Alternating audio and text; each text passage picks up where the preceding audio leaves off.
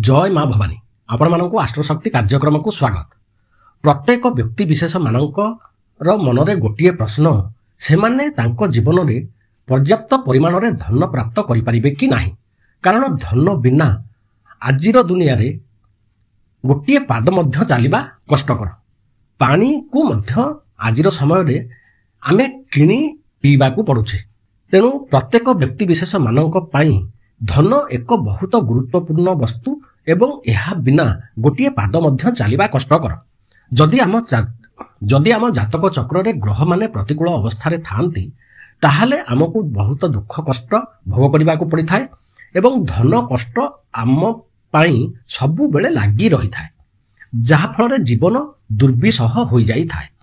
यही धन कष्टर समस्या को दूर करबा पाई ईश्वर जिए आमर सृष्टिकर्ता जिए आमको जन्म देइछंती लालन पालन करुछंती सीए मध्य किछि एमिति समय आमको देई थांती जेउ समय रे प्रत्येक व्यक्ति विशेष तार जहा दुख कष्ट भोग करबा को थिले मध्य सेही समय रे जदि किछि प्रतिकार उपाय से माने करंती ताहाले विशेष भावरे धन जनित कष्ट रु निजको से माने रक्षा करि परिबे। धन समस्या सेमानंक पाखरु दूर होई जिवो। आज आमे एमिति एक समय उपरे आलोचना करिबा जेउ समय रे जदि आमे माने किछि प्रतिकार उपाय करूछंती ताहाले धन कष्ट आम मानक जीवन रु निश्चय दूर हेबो। वीडियोटी भल लागिले लाइक कमेंट शेयर करंतु, चैनल को सब्सक्राइब करंतु, जहा फल रे मोर प्रत्येकटी वीडियो आपण मानक पाखरे पहुंची जिवो। वर्तमान लक्ष्मी नारायण जोग एहा द्विगुणित अवस्था रे सृष्टि होई 15 दिन जाए रहिबाकू जाउछे। दुईटी लक्ष्मी नारायण जोगर वर्तमान समय प्रथमे एहाकू बुझंतु एहा केमिति हेउछि एवं एहा केते दिन रहिबो। तापरे आमे आलोचना करिबा आमे एही समय रे कोन कले धन जनित कष्ट को आमे आम जीवन रु दूर करि परिबा। बुध महाग्रह, शुक्र महाग्रह एवं रवि महाग्रह मिथुन राशि रे पाखापाखी 15 दिन जाए एकत्र अवस्थान करिवे। रवि महाग्रह को आमे नारायण बोली कहि थाउ, सूर्य नारायण। बुध महाग्रह हेले प्रभु नारायणଙ୍କର प्रतीक ग्रह। शुक्र महाग्रह हेले माँ लक्ष्मीଙ୍କର प्रतीक ग्रह। यही बुध एवं शुक्र महाग्रह जेतेबेले गोटिए राशि रे अवस्थान करंती सेही समय रे लक्ष्मी नारायण जोग तैयारी होइथाय। माँ लक्ष्मी हेउछंती धनर देवता एवं प्रभु नारायण हेउछंती ए संसारर सृष्टिकर्ता एवं लालन पालन प्रतिपोषण करिवार देवता।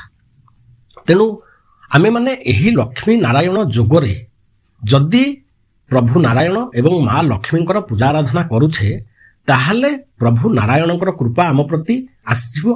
ताहाले प्रभु नारायण आमको आशीर्वाद करिवे, आमको लालन पालन ठीक भावरे करिवे, आमको सुविधा सुजोग प्रदान करिवे जीवन रे सफलता को पाइबा पई।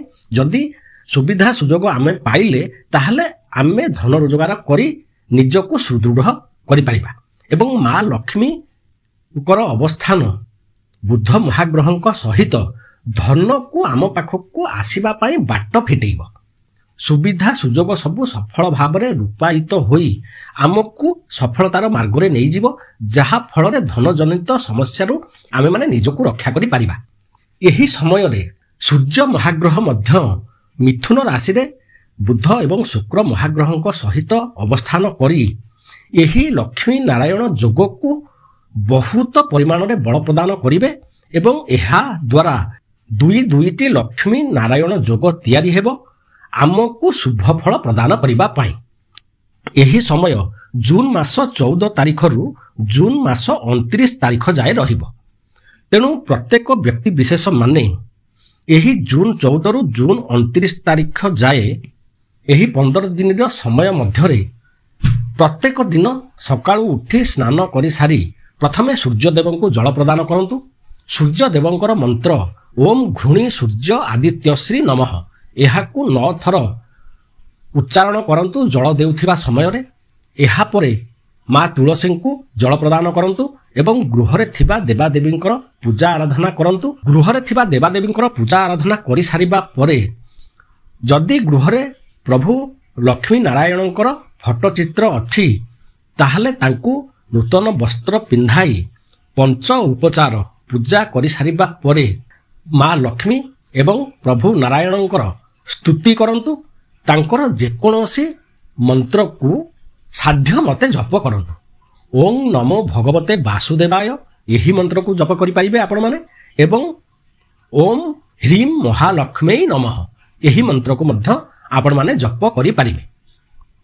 ଏହି ଦୁଇଟି ମନ୍ତ୍ରକୁ ଆପଣମାନେ ଜପ କରିବା ସହିତ ଯଦି ଏହି 15 ଦିନର ସମୟରେ ପ୍ରତ୍ୟେକ ଦିନ କ୍ଷୀରି ତିଆରି କରି ଏବଂ ଏହା ସହିତ ଦହି ଯଦି ଉଭୟ ମା ଲକ୍ଷ୍ମୀ ଏବଂ ନାରାୟଣଙ୍କୁ ନୈବେଦ୍ୟ ରୂପେ ଅର୍ପଣ କରୁଛନ୍ତି, ତାହେଲେ ଏହା ଆପଣମାନଙ୍କୁ ଚମତ୍କାର ଫଳ ପ୍ରଦାନ କରିବ ଧନ କଷ୍ଟଜନିତ ସମସ୍ୟାରୁ ନିଜକୁ ରକ୍ଷା କରିବା ପାଇଁ।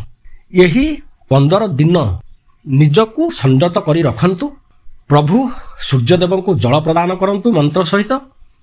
ମା ଲକ୍ଷ୍ମୀ ଏବଂ ପ୍ରଭୁ ନାରାୟଣଙ୍କୁ ପ୍ରତ୍ୟେକ ଦିନ ପଞ୍ଚ ଉପଚାରରେ ପୂଜା କରିସାରିବା ପରେ କ୍ଷୀରି ଏବଂ ଦହି ନୈବେଦ୍ୟ ଭାବରେ ପ୍ରଦାନ କରନ୍ତୁ।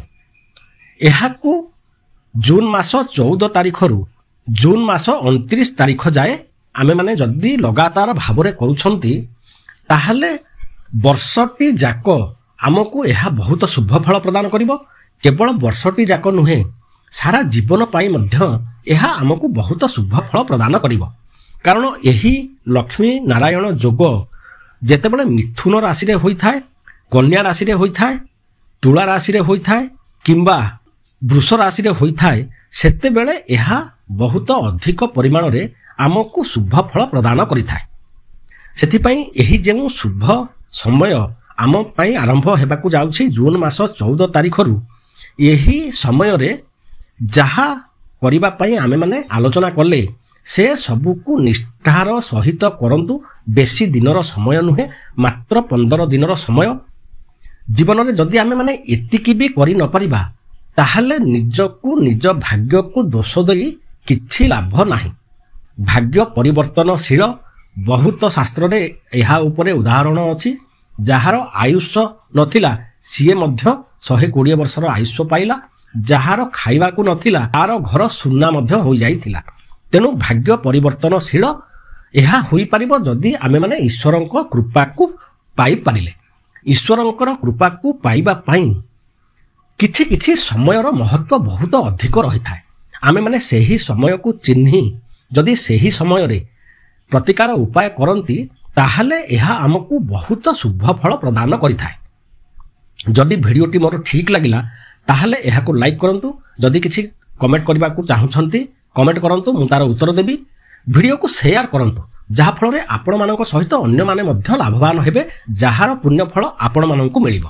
ଚ୍ୟାନେଲକୁ ସବସ୍କ୍ରାଇବ୍ କରନ୍ତୁ, ଏହାଫଳରେ ମୋର ପ୍ରତ୍ୟେକଟି ଭିଡ଼ିଓ ଆପଣମାନଙ୍କ ପାଖରେ ପହଞ୍ଚିଯିବ। ନମସ୍କାର।